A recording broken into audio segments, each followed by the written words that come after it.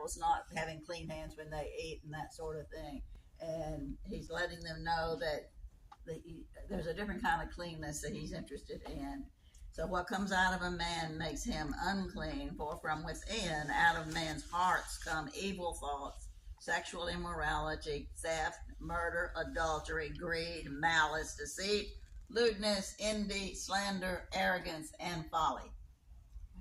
That's a lot to come out of us. And so I think in this list, if you look at it and you're honest, you'll be aware, okay, out of my mouth has come some of that. Now, what chapter is that?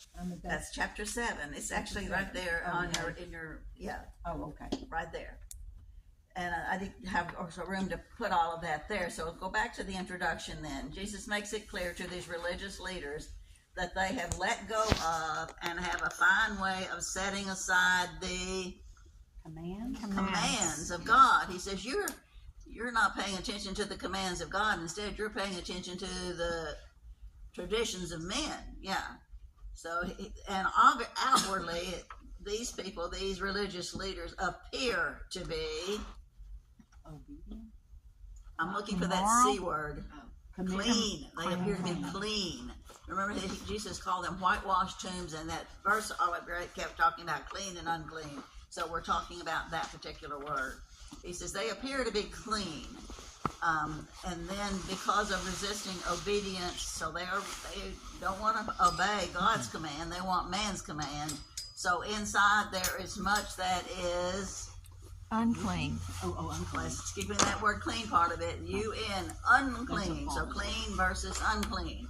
So he says that's what the verse itself says, but your ideas are right. So, you can keep those if you want to. That's fine. But anyway, he says that's what you're being clean and unclean. And the 20 through 23 is talking about that. Ultimately stressing in many lives. So because of resisting obedience to God's commands, inside there is much that is unclean, ultimately creating stress in many lives. And it must be dealt with to have purity, peace. We want that peace. We know God's commands are good, righteous, part of his plans for us. So why do we resist? Sin. Sin, yeah. Can you give me something else besides that? I left a space there. I went to a paragraph so you'd have some room to write in some ideas. So we resist. God says it's this way, and yet we don't do it. Why? Our own way. Selfishness. Okay, that can be one thing. Out of our comfort zone. Do what? Out of our comfort. Okay, yes. You're very uncomfortable with the idea. Peer pressure. Peer pressure. I thought you were going to say the word that keep coming to my mind. I just get downright scared. I fear. We talk over and over again. In fact, I just heard Alan Jackson talking about, Joshua being given the job that Moses had after Moses was going to be, quote, retired and moved out. He said, can you imagine? He didn't even want to even think about the possibility of trying to take on a job like Moses had. And over again, what do the scriptures tell poor Joshua? Do not be afraid. Fear not. Do not be afraid. Do not be afraid. And then God tells us to do something and we resist because we're downright scared. Yes, we may be selfish. We may be, what were your other ideas? Those were all very good. And we can be just downright stubborn. Yep. I don't want to do that. That doesn't sound very good to me. You sure that's what you want? No, you don't want that. No. Okay, so we have all these reasons, we disagree, and we might decide just to ignore it. I don't really think he said anything. Unless it misunderstood. Yeah, he couldn't admit that. So all of those are, considerations.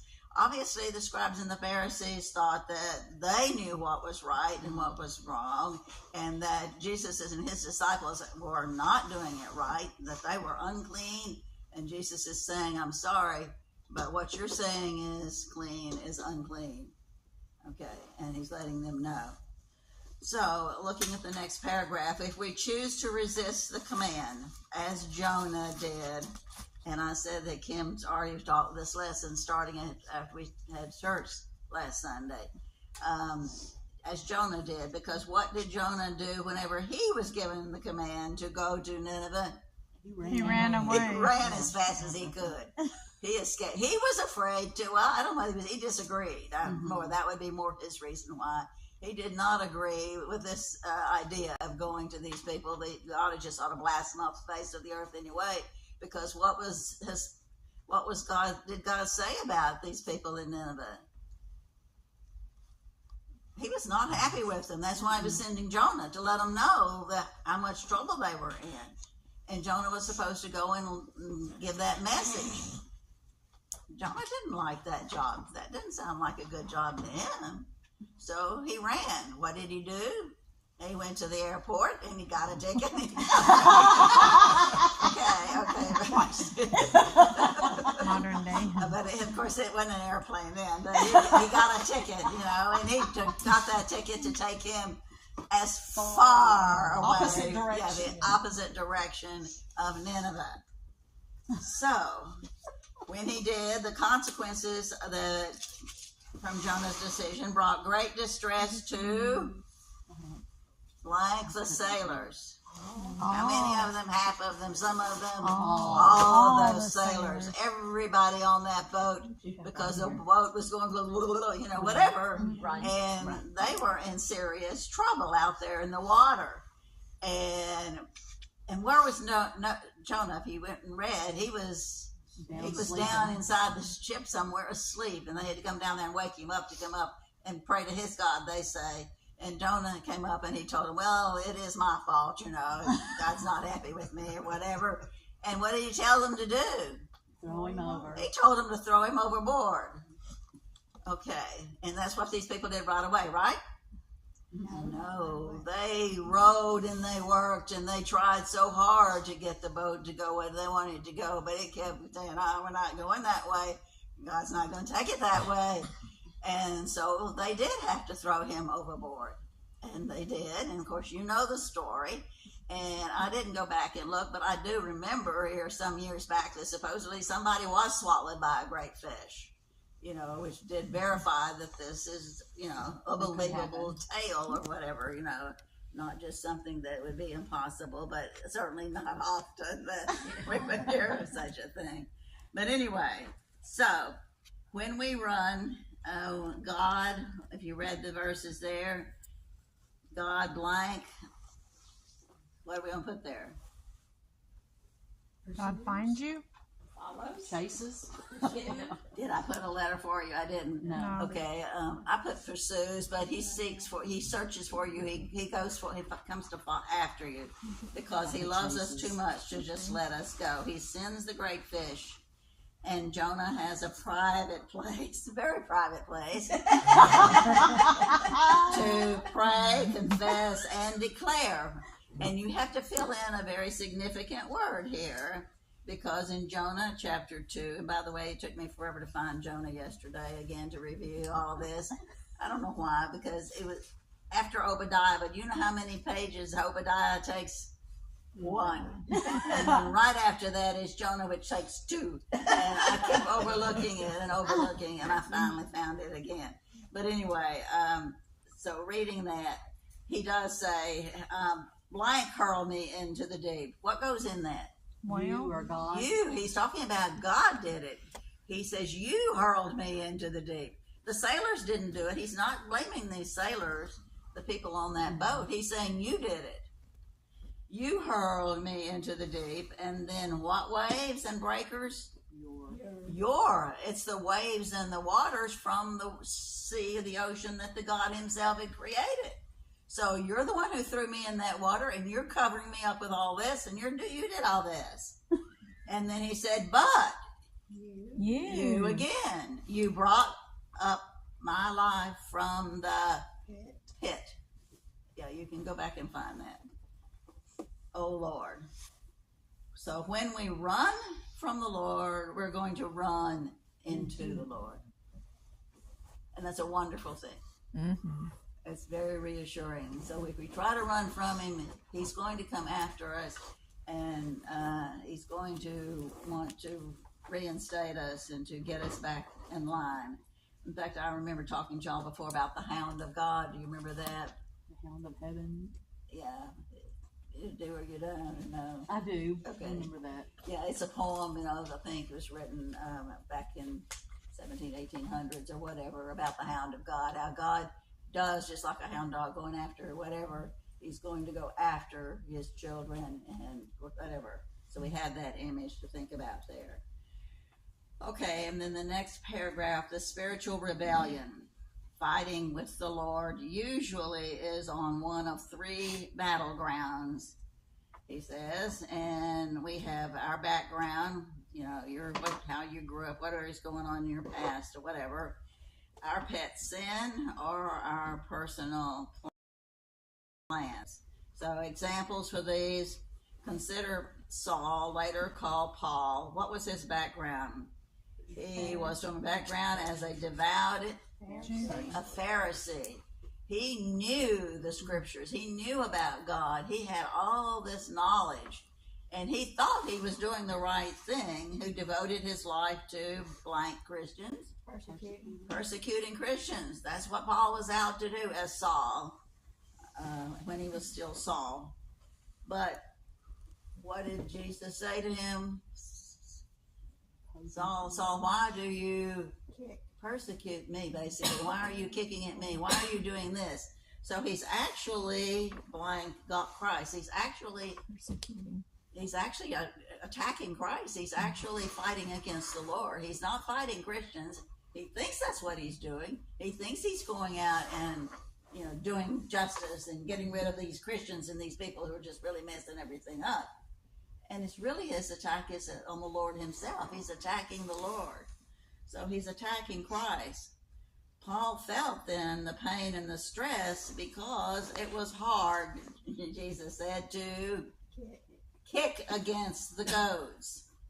Okay, Ecclesiastes. And you know where that is. Okay, Psalms, Proverbs, and then Ecclesiastes chapter 12. And this is the one that I was thinking of that I would like to make myself remember.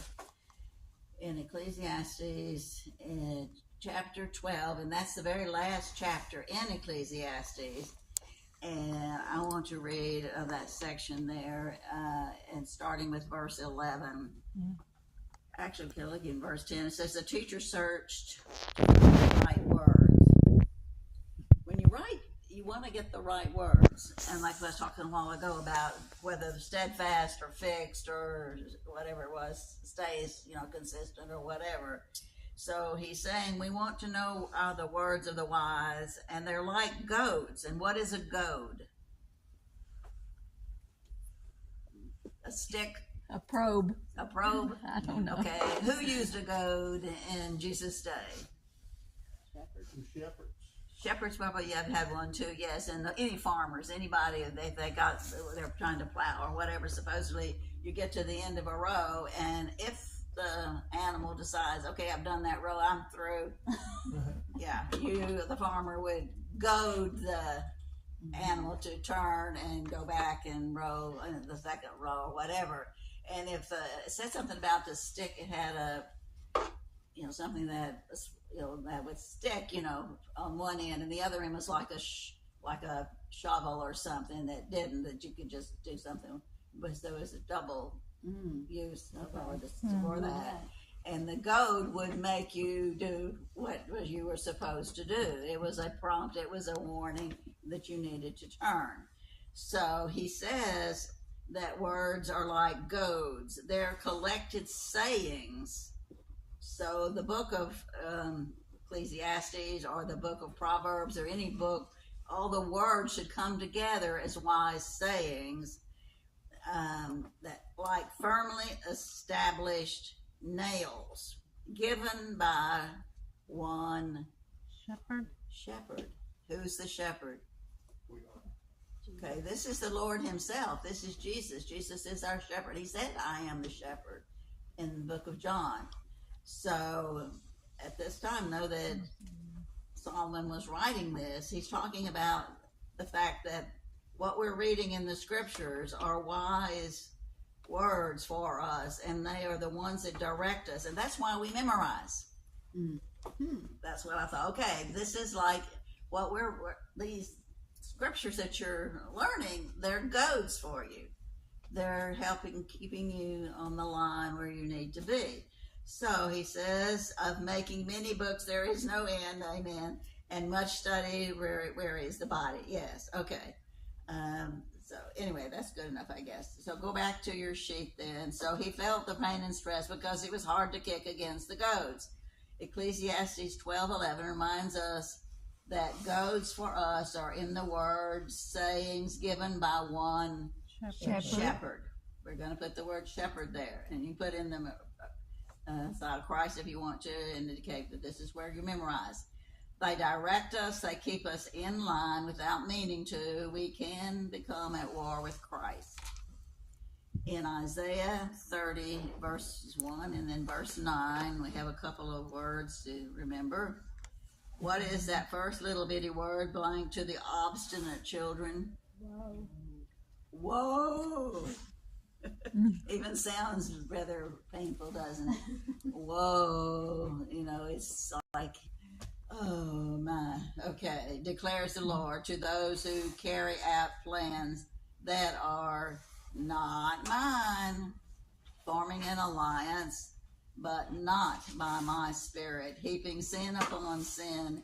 These are what kind of people? Rebellious. Rebellious people. My Bible said obstinate.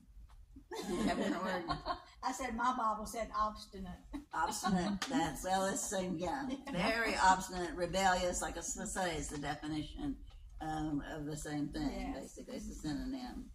So yes, they're very, woe to you rebellious people, and he continued with that. Deceitful children willing to listen, unwilling to listen to the Lord's instruction. So he doesn't like it when we're rebellious and we're obstinate and we're fearful and we're all these things, and we listen and we're deceitful and we're manipulative and on and on. Okay, so that's the background one. And then our pet sin may be a quiet rebellion, one that rarely surfaces in overt action. We may not even see our pet sin as sin. And I thought this was very interesting, and you've probably heard this before, but it was a good reminder. Many of us are like the prodigal son's elder brother. Remember the elder brother? He's the one who was faithful, stayed at home, all this, and didn't go off and spend the fortune and all that. And yet, was he a godly man? No. He wasn't. He said he left, the quote here was, where we leave the father without ever leaving the farm. In other words, we can distance ourselves from God in other ways. And that's what had happened with the elder brother. He had failed to develop the compassion and the love and all these things that the father had for the son, and he had something to learn still. And I don't think I put this in my possible forms. These possible forms are not necessarily forms of your pet sin, but they're the results of the pet sin, is what I come to understand from what I read. In other words, if you have a pet sin, whatever that might be, the author indicated that his was a self-reliance. He felt like he could be in charge of everything and do everything all the time, and he had learned the hard way that that wasn't true. So that was his tendency, because he was a good, I guess, manager and good person, able to figure things out and do so forth and so on. And so that was his pet sin, was being that self-reliant person. And that can create, these are tendencies that come from your pet sin. You might become someone who is distorting or exaggerating truth. I've known some people who can't ever really seem to tell the actual truth. They have to add to it or change it in some way. They can't just, for some reason. And maybe that is their pet sin. I don't know. there's tendency to do that. Or could you worry your way through life? Oh, yeah. Okay, and that's something we tend to do sometimes if we're still something's not quite right. Do we belittle people to do it our way? Or I probably should say manipulate. You know, children can get very good at that if there's something that they want. And they know what they need to say to mama or to papa to get whatever it might be. And they definitely know which one would be the best one to go to. Should it be mama or should it be papa? And just exactly what do you say? And what do you watch for? What kind of mood they're in? Or, you know, all these different kinds of things. So, parting with a pet is, I just put hard. Yes, it's difficult. It's hard. If you've had a pet and you've lost that pet, in some cases, you know, people really get very, very, very distraught. I know that Anna had her, you know, pet cat, Atticus. I don't know how many years she had Atticus. Named him for, you know, to kill a mockingbirds, Atticus or whatever. And of course, whenever they had to put Atticus down, you know, it was a very sad day. And then you see stories about that with other people with their animals and so forth. So it's hard. Well, that's a real live animal pet. But if you've got a pet sin, that is even blank, this next blank, but it is blank harder. It's harder to get rid of that than was for her to get rid of Atticus, you know. So we're supposed to get rid of it, though. We're supposed to be able to identify what it is that we are constantly kind of taking care of and working with and saying, okay, it's probably all right if I do this, you know. I don't know what the deal is on us about that, but it's a real area for us to consider. And then the third battleground that he identified has been called the Sarai syndrome. You know this story, too. It's about knowing that God has a plan for us, but it is taking too long. It's taking too long. When is he going to do this? God says he's going to, you know, provide this or do this or change this or whatever. And then why in the world hasn't it happened? So in Genesis chapter 16, 1 and 2, Sarah is deciding she's going to help God. Okay, Sarah decides to help God by following the custom of man's building a family through the maidservant. What did she do? She says, take Hagar. and let her have a child for me. And of course, that's what happened, and she did. And what have we got as a result? War. We have the whole Arab nation over there that are all descendants from that decision. Anyway, so she decides to have this family through this maidservant. So we think, I'll find a way, to marry, to get the position I want, to own that house, to make my child agree to my plan. We were trying to be deceitful and manipulate and so forth and come up with our plan. And we might get what we push for. And what would happen? Possibly a bitter harvest. We might be sorry. Because God's plan is on his Timing. Timing. timing is the word I use, yes. God's timing.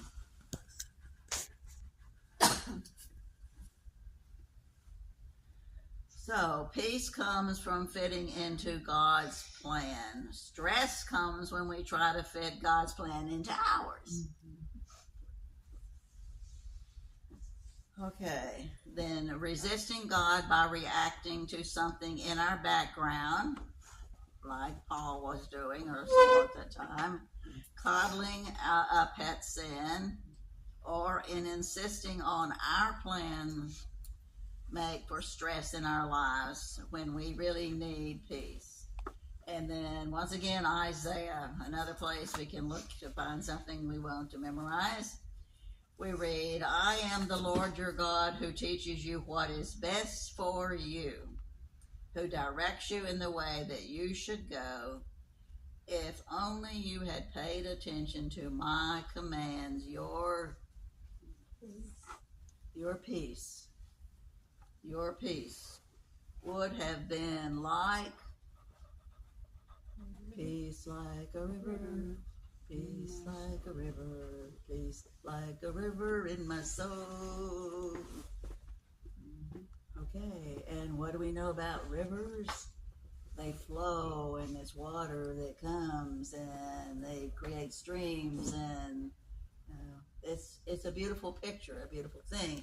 And you want that kind of peace because you don't want us sinking stagnant and not producing the water and so forth that we need to have spiritual health and spiritual strength. So we need to, if at all possible, to resist the Lord. That this is roots of resisting the Lord. And all week long, I kept thinking about how we resist. We resist in everything. You may not have even wanted to get up this morning because you were comfortable in the bed. We resist getting up. We resist, just everything. And yet, when God has a command and He's giving it to us, we have to respond with obedience because that's what He asks of us. So we have one more lesson in the series of roots. There's still another root that we need to talk about, and we'll be finishing up. I guess we're not having